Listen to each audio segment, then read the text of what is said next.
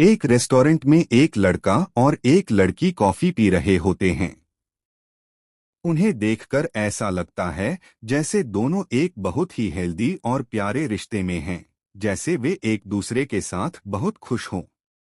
तभी बगल से एक वेटर हाथ में प्लेट लिए, जिसमें जूस का गिलास रखा होता है, गुजरता है। अचानक उसका हाथ लड़के के हाथ से टकरा जाता है और जूस का गिलास गिरकर टूट जाता है।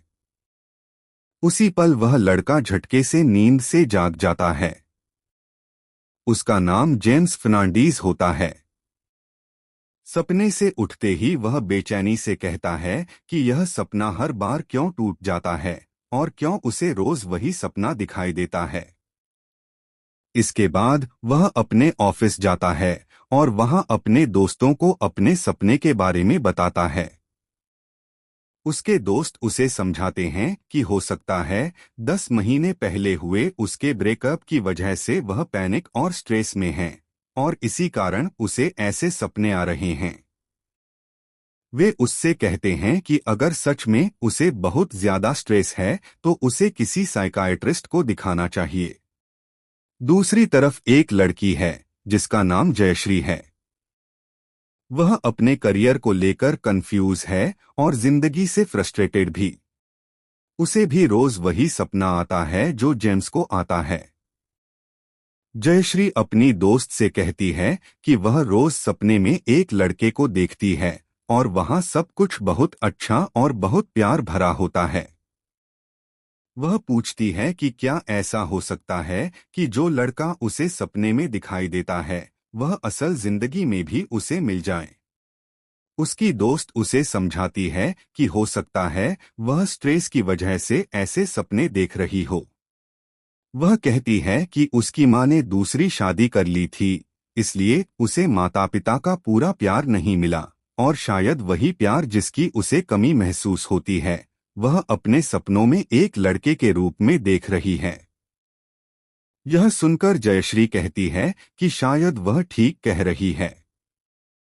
इसके बाद दूसरी तरफ जेम्स अपने साइकाइट्रिस्ट से मिलता है और उसे बताता है कि वह सपनों में रोज एक ही लड़की को देखता है और वह सपना लगातार जारी रहता है।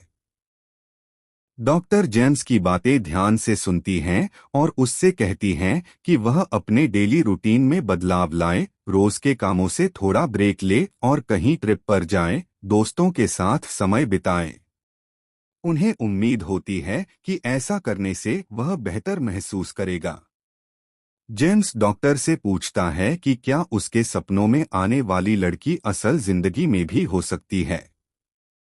डॉक्टर कहती हैं कि यह मुमकिन तो है, लेकिन सपनों और हकीकत में बहुत फर्क होता है, इसलिए दोनों को आपस में जोड़ने की कोशिश नहीं करनी चाहिए। उधर दूसरी तरफ जयश्री को गाने का बहुत शौक होता है।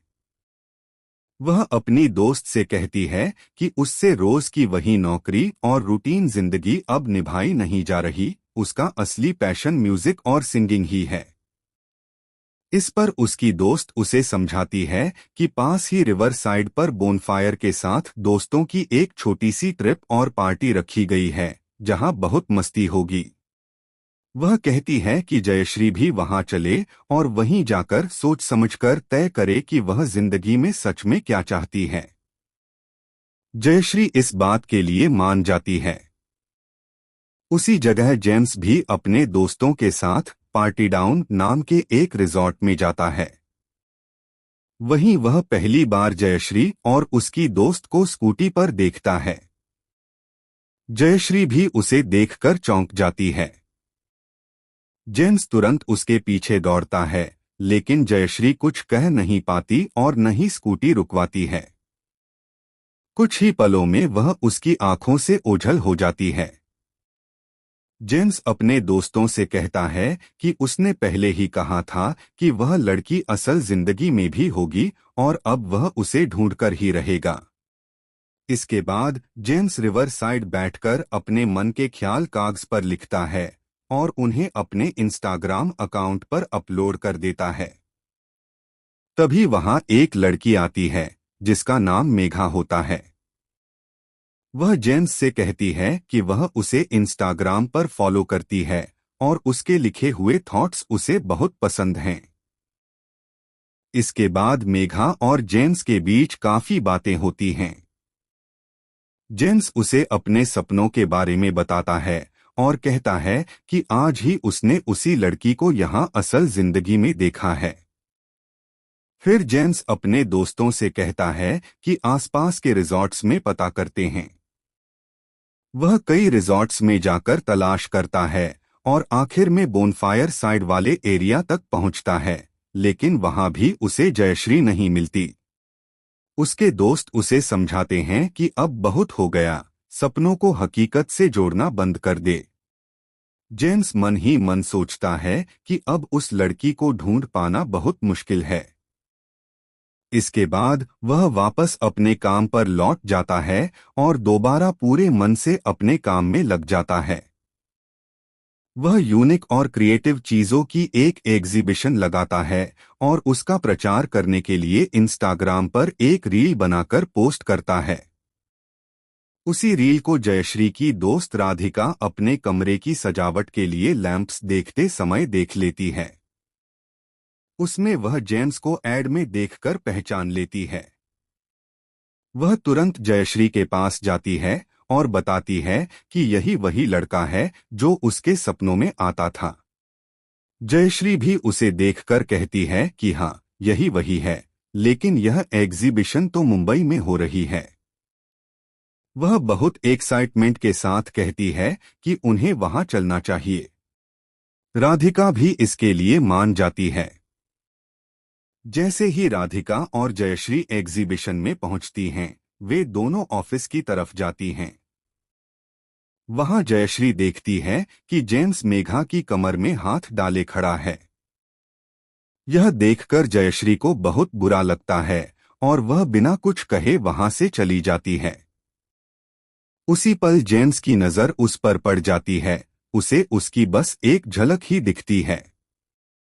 वह तुरंत उसके पीछे दौड़ता है, लेकिन जयश्री अपनी दोस्त से कहती है कि अब मिलने का कोई फायदा नहीं है। राधिका उसे समझाती है कि जरूरी नहीं है कि वह लड़का असल जिंदगी में भी वैसा ही हो जैसा वह उसे अपने सपनों में देखती रही है। जयश्री यह बात मान जाती है, लेकिन तभी जेम्स का एक दोस्त आकर उसे बताता है कि उसने नीचे लिफ्ट से जाती हुई एक लड़की को देखा है जो बिल्कुल उसकी ड्रीम गर्ल जैसी लग रही थी। यह सुनते ही जेम्स तुरंत उसके पीछे भागता है, लेकिन तब तक वह लड़की वहां से जा चुकी होती है। इसके बाद जेम्स सीसीटीवी कैमरे चेक करता है। कैमरे चेक करता है और उसे पता चल जाता है कि वह लड़की सच में यहां आई थी। फिर वह काउंटर से उसका नाम निकलवाता है, उसे इंस्टाग्राम पर ढूंढ लेता है और उसकी दोस्त का नंबर लेकर उससे बात करता है। वह उससे कहता है कि प्लीज जयश्री को अभी कुछ मत बताना, वह अगले दिन सीधे उसके कॉन्सर्ट में जाकर उससे मिलेगा। अगले दिन जेम्स पुणे पहुंच जाता है। वहां जयश्री स्टेज पर बहुत खूबसूरती से गा रही होती है। जेम्स उसे एकटक निहारता रहता है। गाना खत्म होते ही वह उसके बिल्कुल सामने आकर कहता है, वेल डन जयश्री। दोनों एक दूसरे को देखते रह जाते हैं। उसके बाद जयश्री जेम्स से कहती है, चलो बातें वहीं करेंगे जहां पहली बार सपने में मिले थे। इसके बाद दोनों एक कॉफी शॉप जाते हैं और वहां बैठकर बातें करने लगते हैं। तभी जयश्री जेम्स से कहती है, तुम जनवरी में इसी कैफे में आए थे ना। यह सुनते ही जेम्स को याद आता है कि जब उसका ब्रेकअप निहारिका से हो रहा था, उसी समय जयश्री सामने वाली टेबल पर बैठी हुई थी। धीरे धीरे दोनों को समझ आने लगता है कि वे असल जिंदगी में पहले ही मिल चुके थे और शायद इसी वजह से वे एक दूसरे को सपनों में देखते रहे थे। यह सोचकर दोनों मुस्कुराने लगते हैं। फिर जेम्स जयश्री से पूछता है, क्या सपनों की ये मुलाकातें हकीकत में भी वैसी ही होंगी जैसी हम सपनों में देखते हैं? इस पर जयश्री हल्की सी मुस्कुराहट के साथ कहती है, अगर रोज मिलना न भी हो पाए तो सपनों में तो आना जाना लगा ही रहेगा ना।